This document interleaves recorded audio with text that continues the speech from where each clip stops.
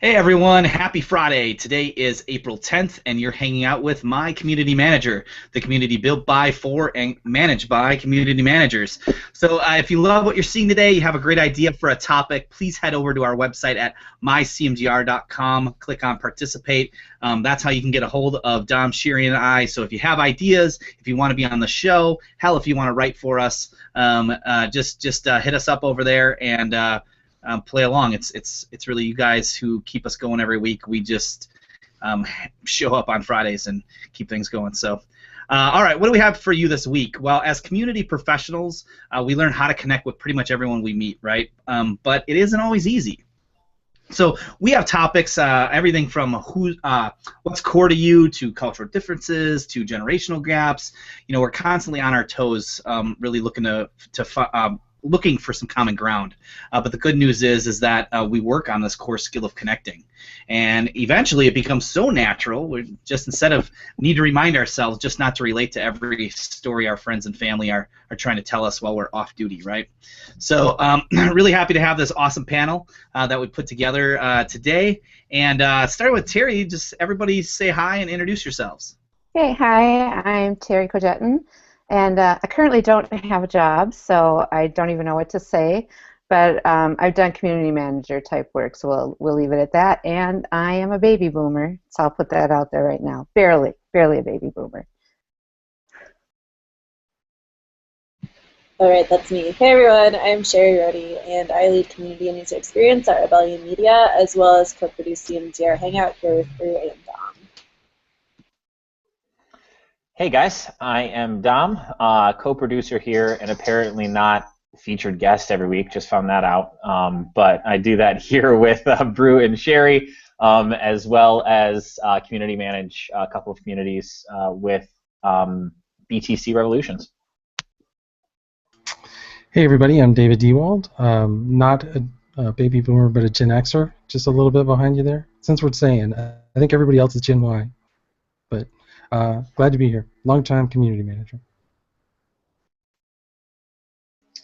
And hi, I'm Kristen. I am the community manager for Social Business Hour, which is every Monday at 4 Eastern. And I've had a sort of a sketchy background in community management, on again, off again, since the early days. So big fan of this community, and I'm really excited to finally be on the panel.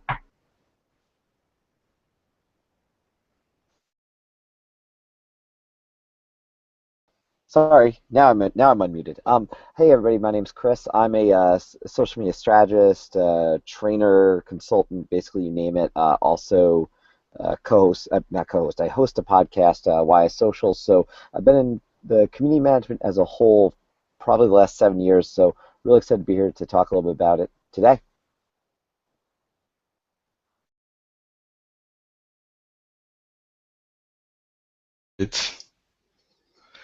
All right, so I'm Ben. I'm a community manager for the past 5 years. I don't know what generation I am. I must be before Generation Y. I'm very proud to say that I'm community manager these days for a San Francisco startup even, so from Dean Factory. So I'm really looking forward to our conversation, guys. Awesome. Hey, everybody. My name is Brew, Director of Awesome with Be the Change Revolutions. Also co-producer here with Sherry and Dom. I am part of Generation Now. And let's jump into the first question. All right. When interacting with your community, do you let your personality shine? Do you use your name? Or do you stay more anonymous? So really, I think everyone can answer this. I'm out there. People know who I am. I've always done that. You know, be human in the community. That's what I've always said. So, yeah, they know who I am. I try to be out there, get my 15 minutes of fame over and over again. Yeah, same here. I prefer being out there. I've had experiences in the past where it was sort of necessary to be more anonymous, just based on what the objective was. I'm not good at that. I'm really poor at that. So I prefer to just sort of be out there. I'm the same way. If people want to find out who I am, what I do, they can find out. I don't necessarily go share it all the time necessarily unless people ask. People can find it out, but I think it's important. I think you've got to be you in a lot of ways because one, I think it's beneficial to the place you work, quite frankly, in more ways than they understand. But two, it's just being authentic, it's being yourself, and I don't think there's anything wrong with that. And that's just this kind of way I've always done it. Yeah, I think it's an interesting point. In the beginning, when I did community management, I thought it was best to remain anonymous, to let the things work, and be kind of a background person. But I found out after a few years that it's actually pretty important to show you are there, and also to, like you mentioned, Chris, to be authentic, and to show the people who you are. That's pretty important. Don't be too shy about it. Yeah, and when I was doing Social Hangout, then I did, everybody knew it was me, and I would sometimes put my name after when I interacted with people. So I was really myself there, but when I worked for the B2B company I was with previously, I pretty much had to be anonymous. So the people in the Twitter community knew who I was, but I had to really just be the company.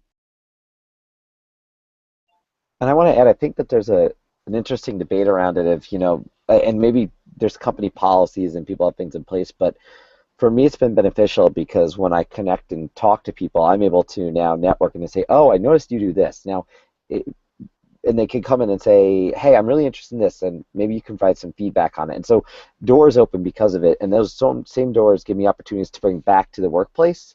So opportunities that would not have been there for me if I was very secretive, like, I mean, I know I just said I'm a social media strategist, but if anyone really wants to look what I do, I mean, just go look at my Twitter profile, my LinkedIn.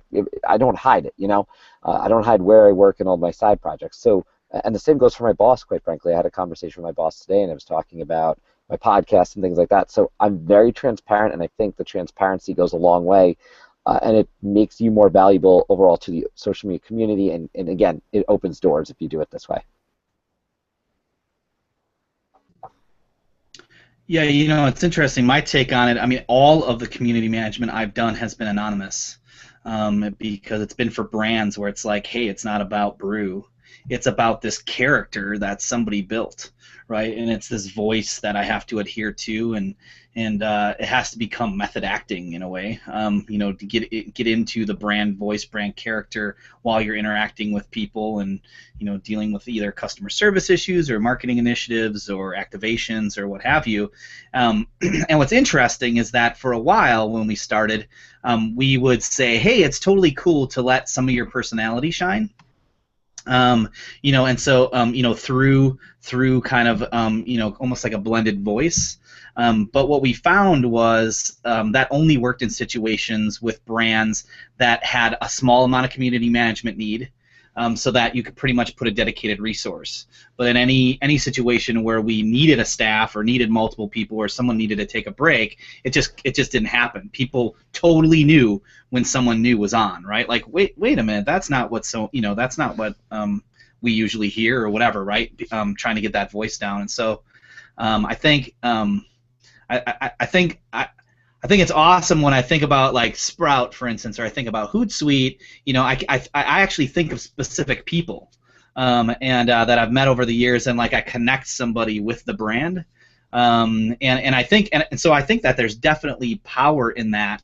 But I always think about more brands that are like a little more B2B, little more like maybe technology or software based, where I think possibly, and I could be wrong about this, but I think where we stay more anonymous is in the huge B2C kind of arena, and where I think it's cool that at some point you could do a good enough job that that the fans may even try to seek you out. So even though you're trying to hide. So yeah, for me, I don't even put it in my bio literally who which brands I've represented or whatever, because I don't want people to know that I was that voice for a few days or a week or a month or whenever I touch those. So I think you hit a key point there, Brew, which is that it mainly takes effect when you have a lot of people that are representing the same brand, and that's when you want to have a more unified voice. In my case, like I've never really shared a community management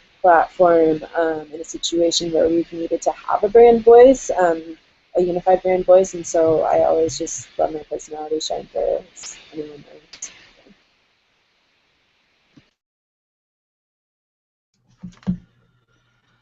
All right, guys. Well, thanks for keeping your answers coming over on Twitter. We only have 6 questions a day, so if you have a burning question you want to get to us, please just tweet it in at the hashtag and tag myCMGR just so we can see it, and we'll see if we can bring your question in.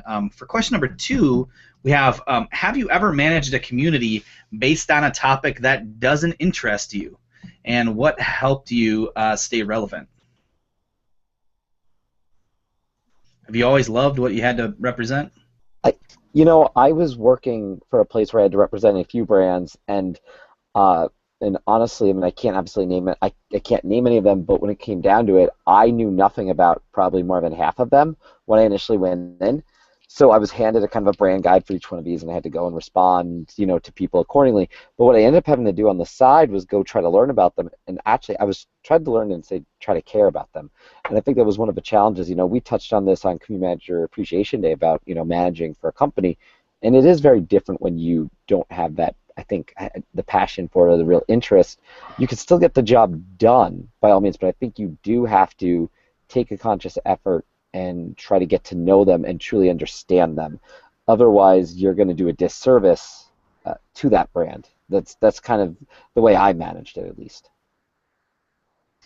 I think it's also a little or a lot about professionalizing the profession of community management. So I rolled into a community like 5 years ago. So it's a technical community, which I was a member of like for 10 years already. So that was kind of a thing, that really grew on me.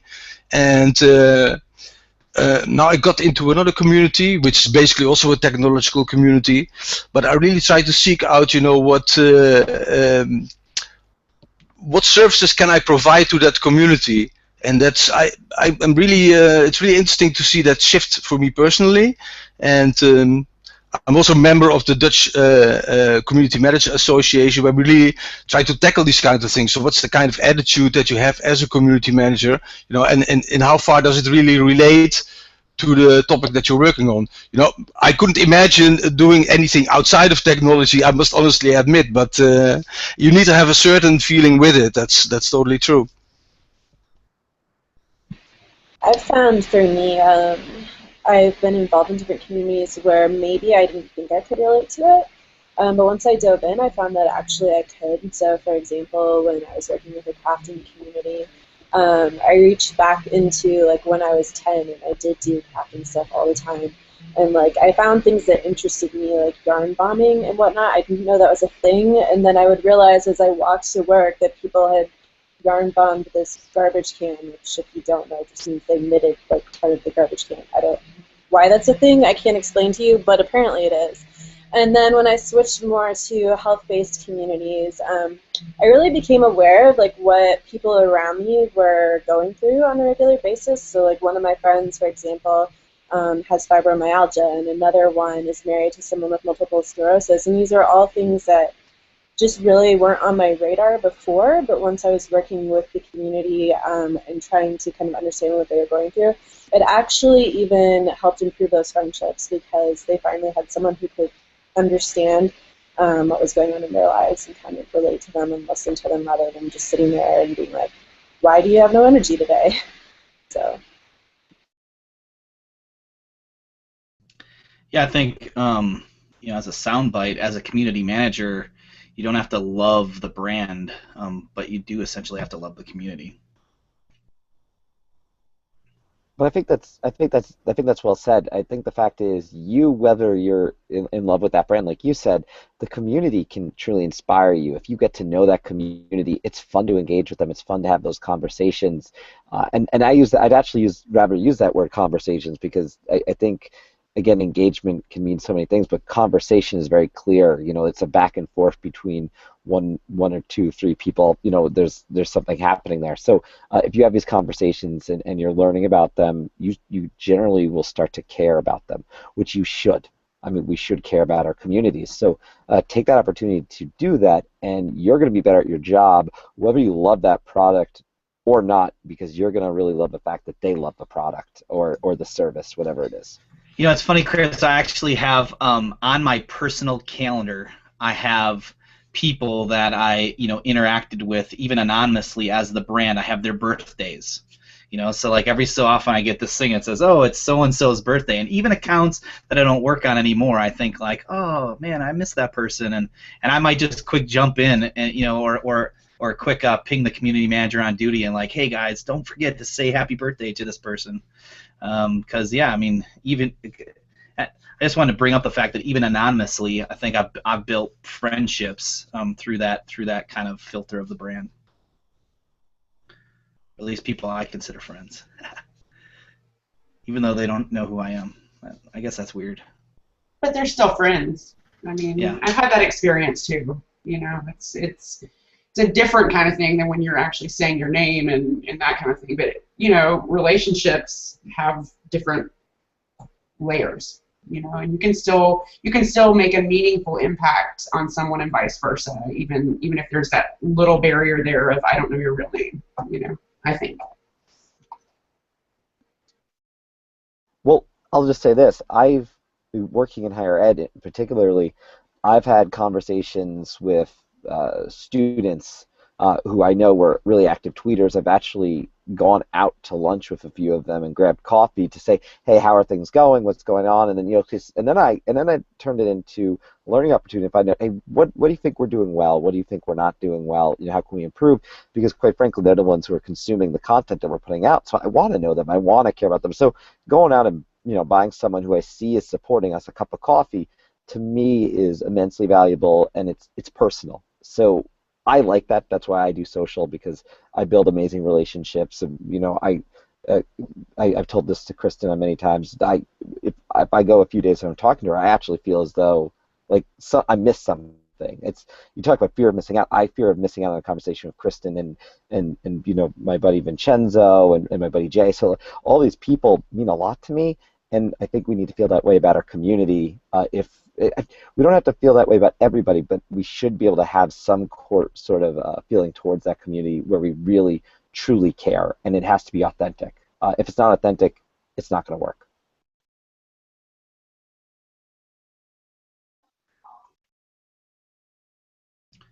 Let's jump us into question 3 here, guys, moving right along. How do you connect across generations in your community?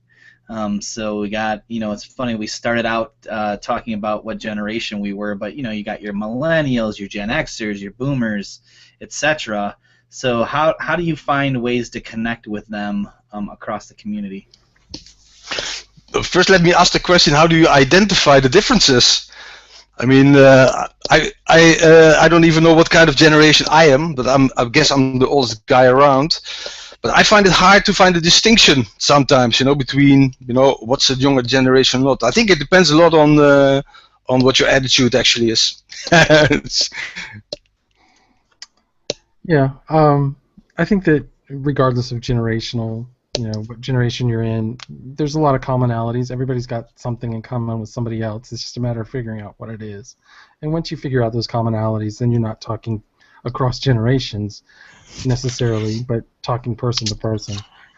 Certainly, different generations have different views of the world. I know I grew up with video games. That's my generation. We grew up with arcades and Pong and Ataris and all of those things. So that's what we know. And then my kids don't know a world without internet, whereas some of them do, and I could show them a record, and if it weren't for them having an uncle that was a DJ that uses vinyl all the time, they wouldn't know what a vinyl album was. But there's still the music behind that vinyl that we can connect over. Yeah. Oh, go ahead. Well, I was just going to ask Brew if he could make it so that David can't answer before me, because he kind of took my answer and said it like way better than I was going to. But yeah, it starts with what at the risk of stating the obvious, it starts with all the things that you have in common. And as human beings, I think really at our very most basic level, we already have a handful of things in common. And especially like even right now, this minute, we have a minimum 2 things in common right now, which is we're humans and we're on the internet. And so from there tend to be a lot more things that are in common that can kind of bring you together. And then from there, those things that are different are where you can really start to build a relationship, because then you can ask questions, you can learn about the other person, that you can educate each other and so on. So, and if we're talking about people who are following a brand or a product, there's another connection right there. They're clearly interested in something. So what puts them together? There's a really good way to find this out, quite frankly, that I think sometimes we ignore. We ask questions. And it's a really simple process, but for some reason, a lot of people don't do this. I think posing the questions and saying, it's those little things like, what are you doing? I always take the time, and this is a personal brand, mind you, but I say, what is everyone doing this weekend? And quite frankly, that question gets a ton of reaction, and I learn a lot about my audience that way, and suddenly I realize, oh, someone has an interest in music, in this particular type of music, and then I can take that back 2 weeks later and say, hey, I just listened to this song, so, and that's just a small example, and that's a personal example, but you could take that to the brand side and think about it that way as well. Yeah, and think of it this way. The person next to you is smarter than you about something. You just need to find what it is you can learn from them. Man, I love that. That's great. David, I think you just gave me a new favorite quote of yours. But I like where this conversation is going to, because obviously I consider myself a friend with all of the people that are down, below right here, and everybody that's hanging out on the chat. But the idea that we all have that I really like is sort of like that change in you, this change in perspective of not necessarily looking at it from a perspective of what do we have that's different, but changing that and looking through the lens of what do we have that's actually in common. I don't want to go too far down this road, but as I've shared on here before, like I was studying at one point to be a pastor, and one of the things that bothered me the most about organized religion, which bothers people about organized everything, is that people always take this super defensive stance of what do we have that's different and why is mine better than yours. And what makes a good community manager, what makes good community, is when they go, all right, let's forget about all the stuff that we have different, but let's hone in on what we have in common and see what we can actually get done with that. And there is going to be differences in age, there's going to be differences in generations, but that just means that there's different lenses to solve the problems that we all have in common, and that's a really powerful thing. Yeah, I have to agree that it's the things that we have in common. It really is. I have enough being a baby boomer. My kids are like barely millennials, but they're millennials. So, and then I worked with college age when I was younger, and they were Gen X. It gets confusing, and so I feel like I can relate. And even when I started out on the Twitter chats a year ago, I felt kind of strange because I felt like I was one of the oldest ones there, and I'd be like, God, someone would say like how old they are, and I'd be like, oh my gosh, I'm old enough to be your mother, and but you quickly get over that because you have interests, and even as someone who grew up without video games, without computers and the internet and all that, I still, I have such a fascination for the internet and social media. I love it, and so just with that, I feel like I'm able to communicate with anybody of any age. That really doesn't matter. Yeah, I think initially when I was thinking about this question, I thought, well, hey, that's a cool challenge, right? By experiencing lots of things. By going outside and listening to music that's, instead of having favorite music, instead of just trying, by experiencing as much as you can, you end up finding different ways to connect to people across the generations. But then, I think where you all led me in my thinking listening to you is that, like, really, especially from my angle, from a pure brand side, right, and having brands connect with the communities, it's not always just about the brand and its product. You're trying to enter other communities that are online, try to maybe acquire new potential customers or new potential members of your brand community or whatever you want to call it, right? And to do that, it is sort of like, so for instance, March Madness was going on, right?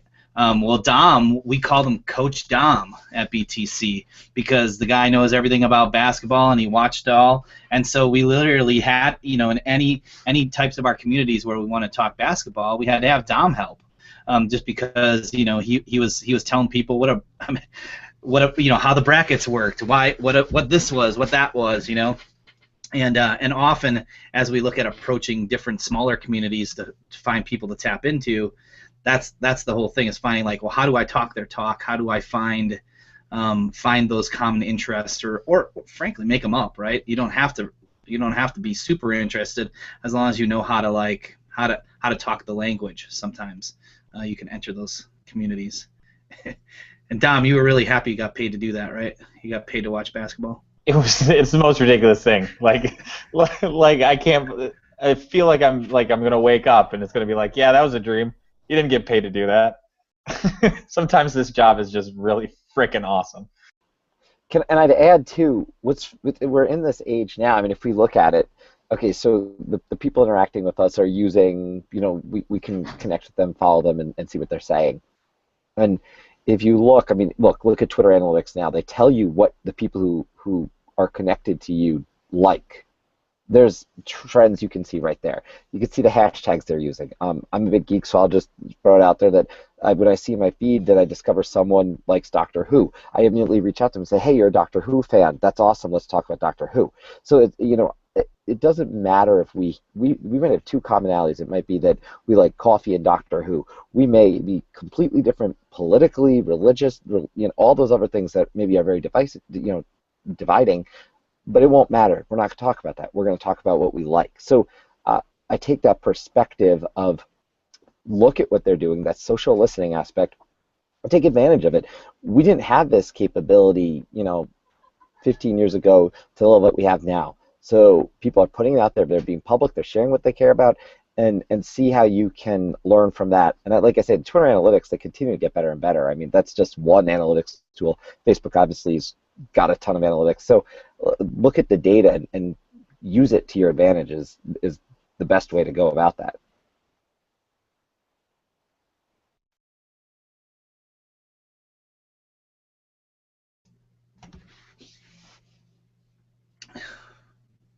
Well, anybody have anything else they want to add on to this question? This generational question. We're done with this topic. We've said all there is to be said. All right. Question number 4: how do you connect across cultural differences in your community? So we just start. So first we talked about generational. Now how about cultural? Does it change? Does our conversation here change, and if so, how does it?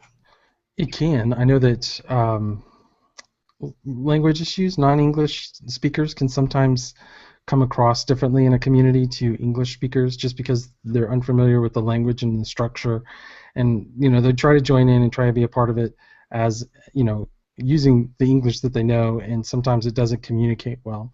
And I know that there have been times when I've gone back into somebody's posts and left their post there but kind of reworded it underneath just so it made sense to the way that they're getting it. And sometimes I'll reach out to them and talk with them back and forth a little while just to say, what were you really trying to say? And then do another post follows theirs and say, what they're asking is this, just to help those language barriers, between different cultures. I know that, we all have our slang and we have our catchphrases, and what it means to one person in one country might be completely different or different in another country. And actually, I think this is really interesting. I've learned this recently, and I had not been that knowledgeable on this part too, but even the difference between words that I hear folks who live in London are using versus the terminology that they're using in the United States. We're speaking English, but there's two different Englishes going on. Yeah, I was going to say like the boot, right? Yeah. A boot is something we put on, and that's their trunk. Right. And is that kind of what you mean by that, like different words? Yeah. yeah, like there's these little different words that I might misinterpret. Like, wait a minute, what is that word? And I've asked the people who live in, because I have a few friends who I talk to all the time now who live there, who, you know, if I go to visit, I know I would go hang out with, and so I feel comfortable saying, hey, so what exactly does that mean? And we can look this up on Google and look it up, but yeah, there's so many words that vary, and that's between two English-speaking countries. So we have to be aware that different things to different people, because as we're communicating, if we're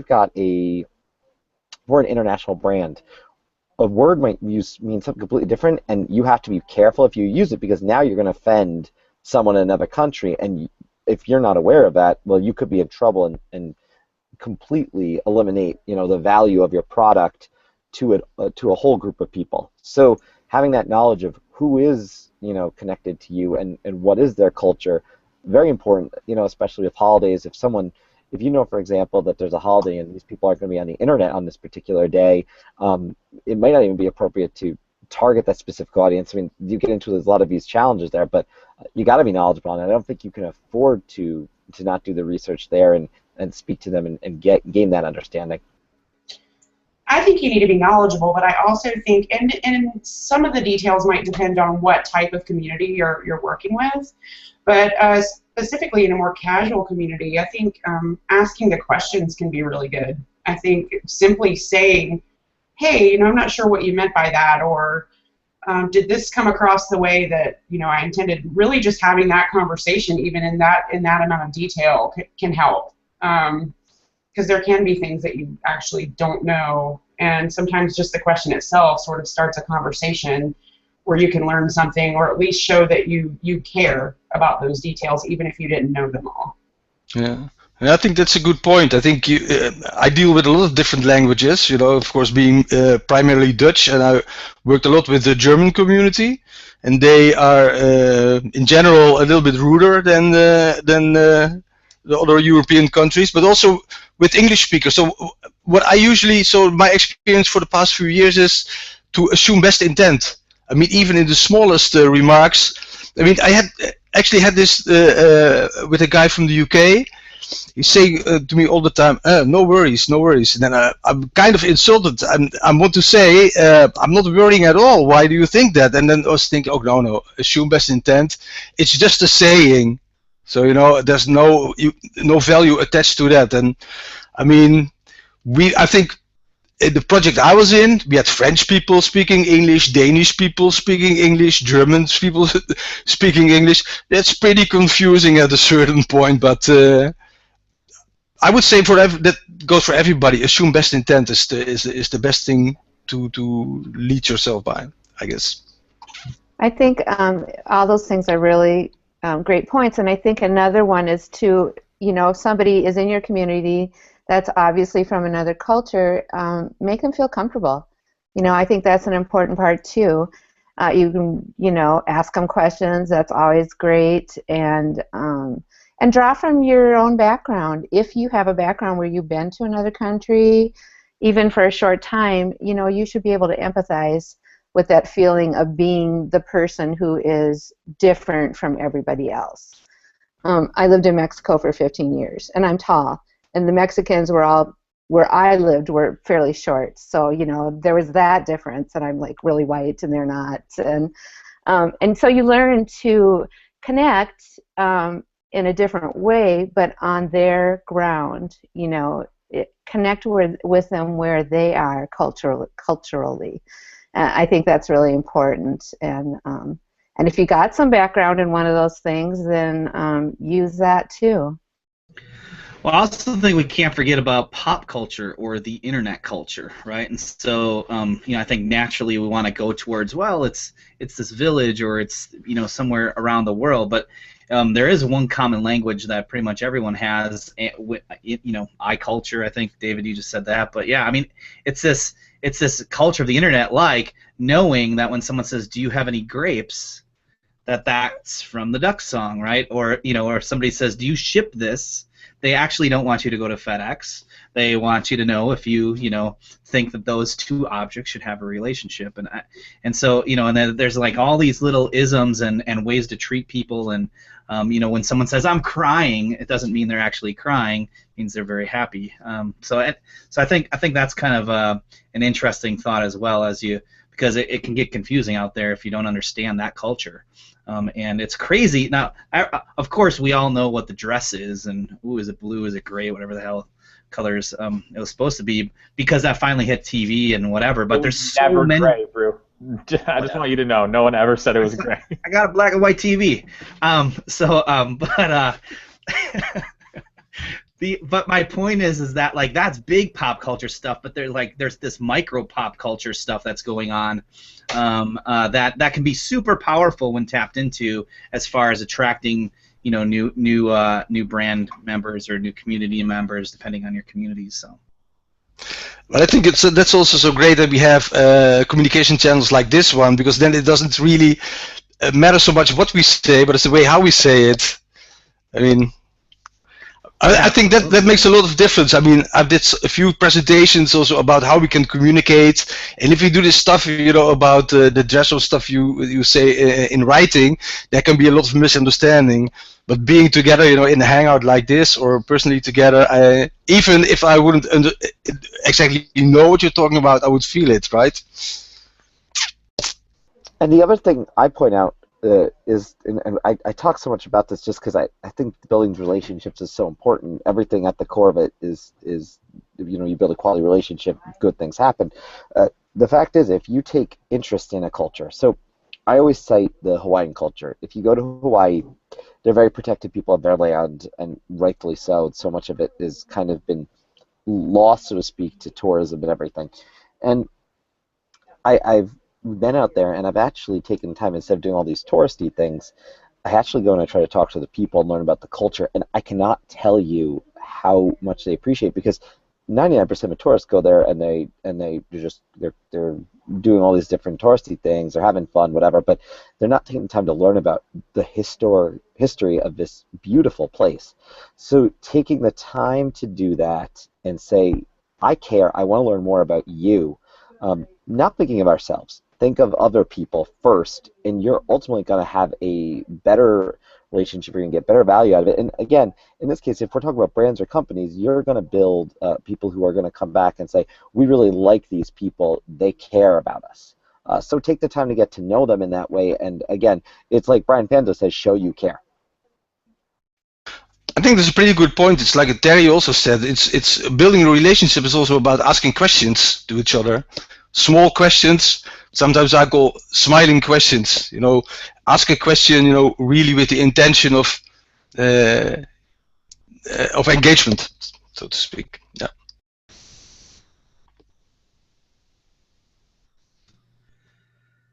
So, shifting gears a little bit here, going on to question number 5 is, when you have these really important people in your community, whether they're influencers or advocates or just key members for one reason or another, how do you keep in touch with them?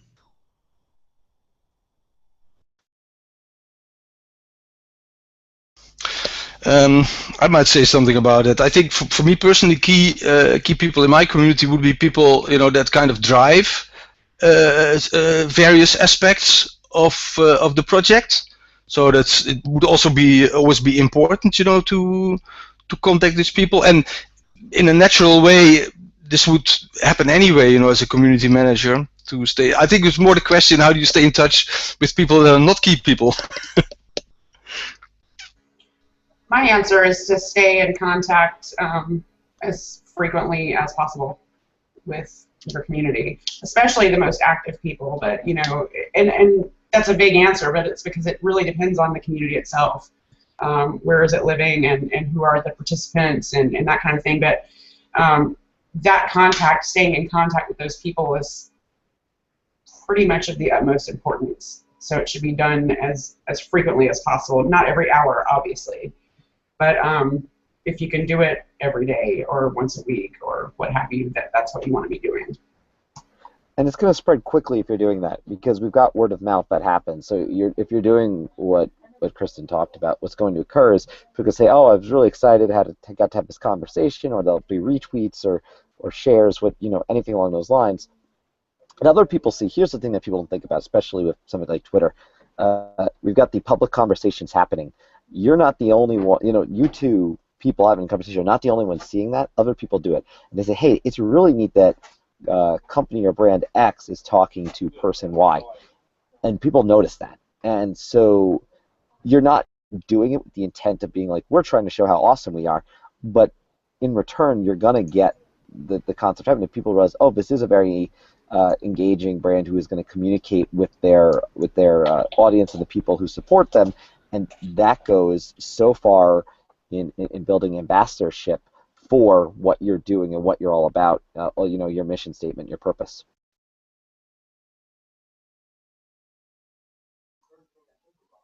And I think the important thing to think about when we're talking about connecting with people and the frequency is also the way that we do it. Make sure that you're paying attention. We all have favorite platforms, that we use all the time.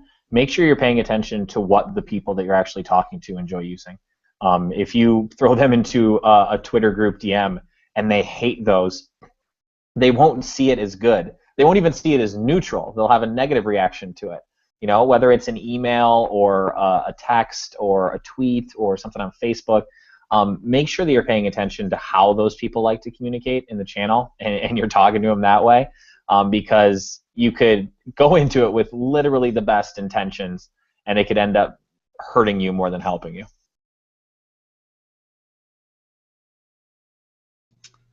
What about I was going to say, I was looking at that from just a little different viewpoint as well. And if you're looking at key people in your community, then they're people that you want to help, in a sense, like almost like you would have brand ambassadors. You have people who are enthusiastic about the community. They're always in it. It's important to them. Then I think you can provide things to them that are going to be of value to them, maybe articles that would help them relate better, or on community, or on connecting with people. Just things like that you are targeting for them, just to help build them, almost kind of a mentor type situation. That's just another aspect. Yeah, that's a good point, because the what and the what you're actually communicating and how you're communicating might be as important as the volume or frequency of it. I agree. Well, the question I have too is, how do you scale that? What happens when the community is like super big? How do you keep track of, how do people not get lost? Anybody have any advice? Anybody have to scale keeping track of people?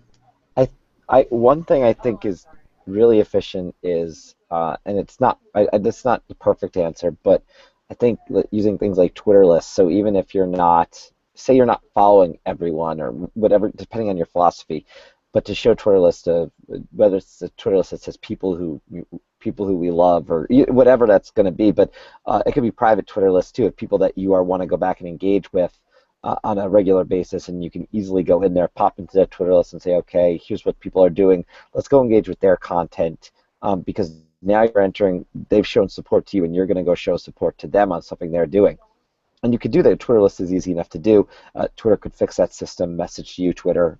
You have work to do on Twitter lists. But point is, it's there, and the tool does work, and you can utilize that. The other thing is, again, keeping those people in mind, maybe in a Google Doc or some other place. And as you mentioned earlier, getting to know, okay, this is their birthday. Because that personal birthday message and sending them, even if you're not doing it with everyone, but you're hitting these key people who may not be big influencers in the sense of followers, but influencers in the sense that they are supporters of you. They're ambassadors for you.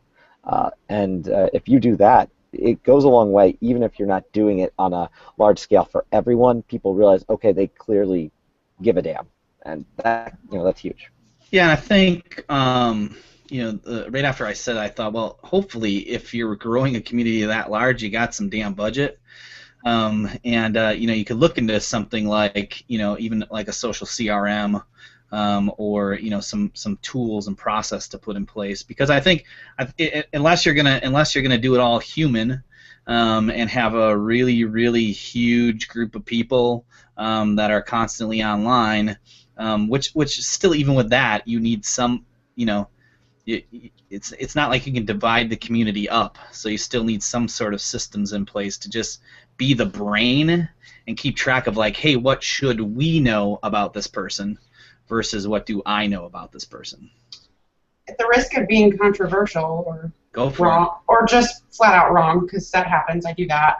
I think if you have a really kick-ass community and you really love your community and you're doing everything that you humanly can do to nurture that and help it grow and all those good things that we want to do as community managers, I think you should always be a little uncomfortable. I think when you're trying to scale and you're trying to do more outreach or more communicating on a daily basis, I think the place where you want to live is that I'm doing a great job, but I can do a little more all the time, and that the scaling is never quite happy with it. Yeah, well, that's true, because if you're not just depending on technology only and set it and forget it crap that we all hate, then it should be hard. And those of us who do it well, guess what? It's hard. We just suck it up and do it, and do our best. Right on. And let's not pretend. I mean, I'm not going to sit here and.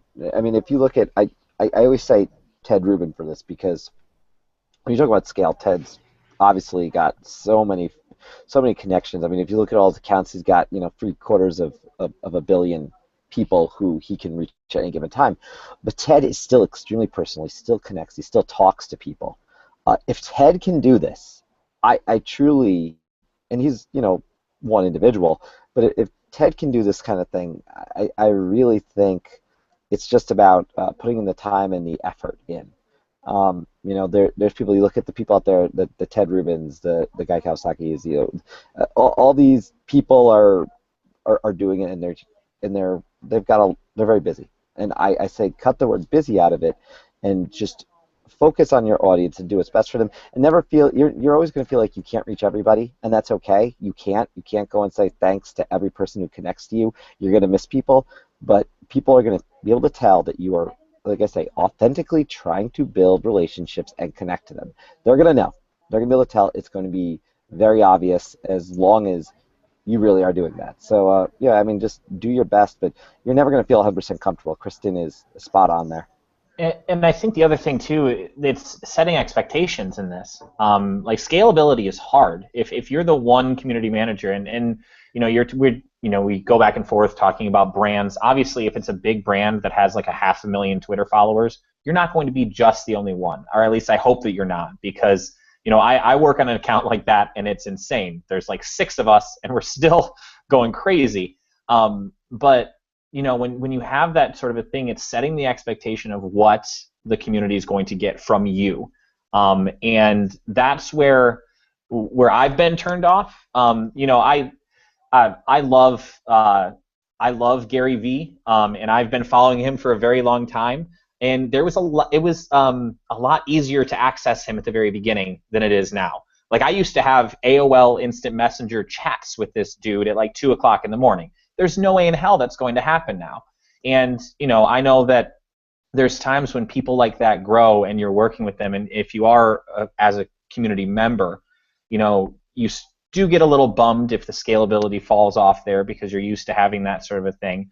But that's where being a good community manager comes in, and building up that community so that there's other people to keep that level of scale going, so that you can be focusing on other things. But never try to set the expectation that, I respond to absolutely everything, and just think that you can automate it or you're going to keep up that scale, because you can't. But setting the expectation when it changes, that's the important thing, I think. I'm going to depart us from our topic just for a minute. It's a little bit of a little bit of an off topic. We've got 2 things that have nothing to do with what we're talking about, but people think you're smart, so let's see if we can help them out. So Craig, thanks for joining us on Friday. And Craig asks, does anyone know of a good job description for the role of a CMGR? David, I see you piped up, so it depends on the company, but where do you guys know of a good resource for that? I would say go to CMX's website and look at the jobs that they share, because they go through and make sure that they're listing true community roles. And so it's a good kind of filtered out sampling of CMGR roles. That answer's better than mine, because I was going to say first, I like you, Craig. What's up? And second, no, I don't have one, because there's so many different. I mean, maybe one of you actually has like a more consistent experience of looking at these things, but honestly, they run the gamut from what I've seen. They really do. Yeah, and that's why I said it really depends on the company. For community for one company might be very different for a community in another company, because every community is somewhat different. So as a community manager, the world sees the outside face, right? They see us interacting with our communities. They see us maybe moving stuff and cleaning things up, but behind the scenes, you could be doing a million different things, right? You could be data gathering for the help and support team, because they want to know how many people asked questions, how many people got answered, so that they can figure out their call deflection, right? You got the marketing team wondering how they can market to the community without coming off as being too salesy. So you're communicating with the marketing team. And then you might have the dev team that wants to put the new patch notes out. Where are we going to do that? How are we going to do that? Who's going to make the post?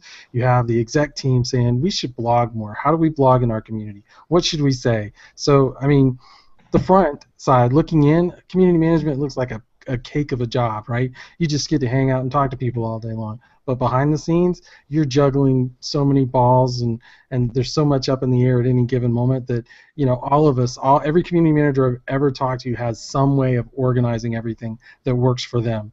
Me, I love OneNote. And if I didn't have OneNote, I'd probably die, because it allows me to put everything in one place, and I can easily get to the part that I need to be on at that particular moment. So the best job description, it's a little bit social, a little bit data, a little bit internal politics, a little external politics. It's just, I don't think there's one really good description. There's a lot of good descriptions out there of what makes social media and community management different, because I think people tend to think of them as the same. And in some cases, they could be very much the same, but I don't think there's one really good description of what a community manager is, beyond that we help people do what they need to do better, if at all possible, and we connect people and stuff together. And I'm going to put my soapbox away now. I want time for this next question too, but I just want to add on one more comment, which is I also think there's, for job description, if it's for internal purposes, I think it's almost more like a list of duties, and really sit down and define all of those duties or responsibilities. But then really, if you're looking for a community manager, I think that the best places to look is communities. So connecting in with my community manager, with CMX, with the others, just ask around. Pretty much, we're a tightly knit community for the most part, and we all kind of know like who's either currently looking for a job or currently is trying to get out of what they're doing. Everyone knows a little bit, and we can always refer people around. I'm gonna say Emma just asked another OT question here. Do any of you have a budget-friendly tool to do competitive reviews on competitors' social pages? I'll say one thing really quick. As far as Facebook goes, Facebook has a really great way when you're looking at pages.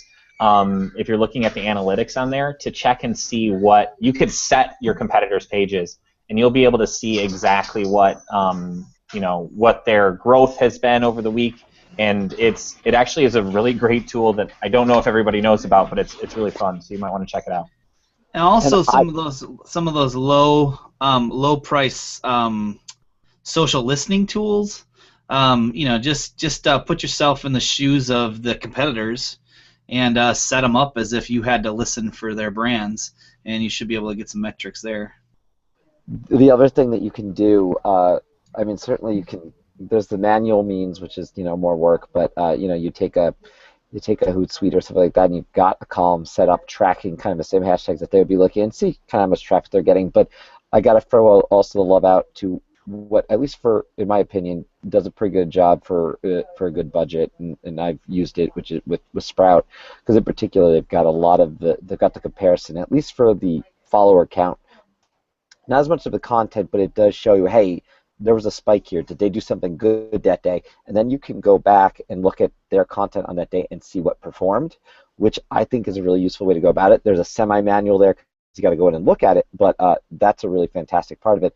And they're very, I think, feasible pricing in terms of a lot of those social scheduling, social media management tools, because they're much more than social management. They're much, obviously, but that particular piece of their puzzle is very, very useful for me in terms of not trying to spend a ton of money. Yeah, and just to clarify what Dom was saying before, it's actually just built right into Facebook Insights. So you just scroll right down the bottom of the page, and it says Add Pages to Watch. And then you can see their top posts. You can see what they're doing, see who's spending, who's not. All right, guys, we don't have a ton of time, but we do have 2 minutes.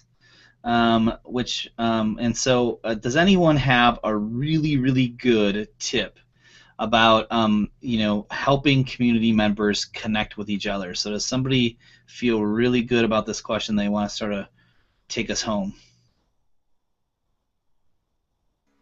Okay, well, I'll speak. I don't know if mine's best. Get out of their way. Get out of their way. And let them connect with each other.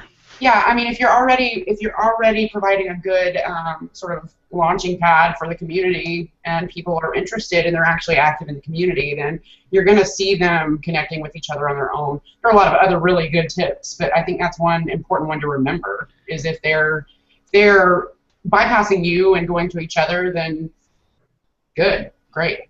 Then you've built the type of community, so it's almost like, in a little ways, maybe the culture of the community, right? If the culture of the community is such that they're not being led, you've sort of been able to take a step back, yes, and it runs on its own, then they're naturally going to be introducing each other or connecting, absolutely. or sometimes what I've seen is even there's just like these little tribal leaders that pop up as well. Mm-hmm. People who just love connecting, because I think that's kind of a trait that just some people really have. They're super connectors. They really love connecting people.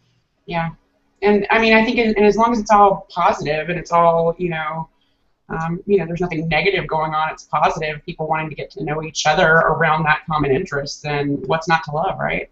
Yep. And I would add too, if you see these conversations happening, look at the kind of the content that led to that, and kind of just keep that in mind, because then as you produce content moving forward, you can learn. It's that A/B testing concept that, hey, this did really well, this really got our audience talking to one another, so when you're looking for that, you can go back and say, okay, this works really well, this works really well, and this works really well. And it goes back again, I hate to just keep rehashing this, but by asking questions, quite frankly, you're going to get them talking to one another. And then so you might ask, hey, so what's everyone doing this weekend? Someone says, oh, I'm going to be going to New York City Comic Con, or I'm going to the auto show in New York City. Someone else jumps in and says, hey, I'm doing that too. And then so suddenly you get things happening amongst them because you're asking these questions. So yeah, and that kind of flows right in with what Kristen is saying. You might set up the conversation, but then you kind of butt out of it. Awesome. And with that, guys, we're out of time. Wow, today was awesome. What do we have lined up for next Friday, guys? Do we have a topic, or are we still looking for one? Not yet. So it'll be a we surprise. Have one for May, but not for next week yet. That's all right. May is good. So guys, keep an eye out. Something just to remind you all: if you do go to our Google Plus page, how did they do that, Sherry? How did they get on the invite list? I forgot. Oh, you can just go to mysingjar.com/participate and let us know there. Okay, just let us know there, because we do send out little reminders to let people know what the topics are each week and what's going on. So sort of like our way of subscribing is just go to participate and join our community. All right, guys. Well, have a great week, and we'll see you next Friday. Bye. Bye, guys. Bye.